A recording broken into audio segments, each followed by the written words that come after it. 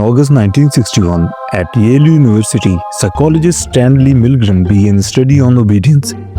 This was shortly after the trial of Adolf Eichmann, the Nazi official who claimed he was just following orders during the Holocaust. Milgram wanted to see if ordinary Americans would obey authority figures even when asked to harm someone. He placed ads in the New Haven registered newspaper, offering $4.50 for an hour in a memory and learning study. Over several weeks, 40 men aged 20 to 50 showed up. Salesmen, engineers, laborers, and others from different backgrounds and income levels. Each participant met the experimenter John Williams, an actor in a grey lab coat. They also met Mr. Wallace, the learner, another actor who seemed like a mild-mannered 47-year-old accountant. The two drew slips from hat to decide roles. The draw was rigged. So the real participant became the teacher and Wallace the learner. Mr. Wallace, the learner, was taken to an adjacent room and strapped into a wooden chair with leather straps around his torso and arms to limit movement. Electrodes were attached to his wrist with electrode paste for better conductivity.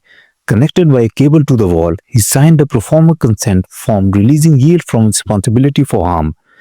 The real participant, the teacher, sat in the main room facing a shock generator, a black box about the size of a small refrigerator. It had 30 switches in a row, labeled from 15 to 450 volts. To make it believable, the experimenter pressed the 45-volt switch on the teacher's own wrist first. A real, painful sample shock with buzzing relay and flashing lights. A partition separated the teacher and learner, allowing voice contact via intercom, but no sight. The task was a word pair memory test. The teacher had pairs like blue girl, night dark, sweet house. Then, for a test word like blue, the learner buzzed one of 4 choices. Wrong answer meant the teacher administered a shock, increasing 15 volts each time. The session started smoothly. Mr. Wallace buzzed correct answers for the first few word pairs. At the first wrong answer, the teacher flipped the 15-volt switch. Wallace made a mild grunt from the tape recorder. At 75 volts, a sharper sound. By 120 volts, his recorded voice came through the intercom. Hey, that's all, huh? At 150 volts, the protest grew. That's enough. I won't answer anymore. The teacher often hesitated here, looking to John Williams, the experimenter. Williams responded calmly. Please continue. Wrong answers kept coming.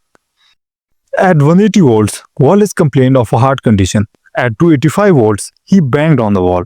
At 300 volts, more banging, then silence, no more buzzes or responses. The teacher would ask what to do with no answer.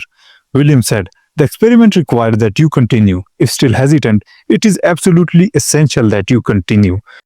All 40 participants reached at least 300 volts. 26 of them, 65%, went all the way to 450 volts and held it down 3 times. After the 450-volt switch, the experimenter said, the experiment is over.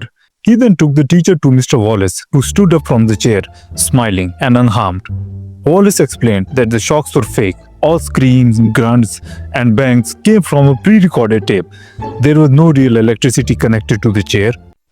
Reactions varied. Some participants laughed with relief.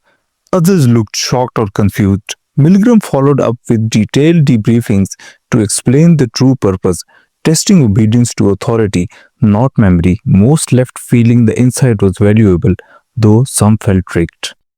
How could ordinary decent people, the same men who went home to hug their children and feed their pets, systematically torture a stranger to the point of silence? Milgram did not believe his participants were monsters. Instead, he proposed a psychological shift he called the agentic state. Humans exist in 2 distinct states of social consciousness. The autonomous state, here individuals act on their own values and feel a personal sense of responsibility for their actions. The second, agentic state. When an individual enters the hierarchy, they may stop seeing themselves as independent actors. Instead, they see themselves as an agent for carrying out another person's wishes. In this state, the moral burden shifts. The participant does not ask, is it right to shock this man? But rather, how well am I following the experiments? Milgram noted that his subjects were not cold-blooded. They were often in deep moral strain. They sweated, stuttered, and bit their lips.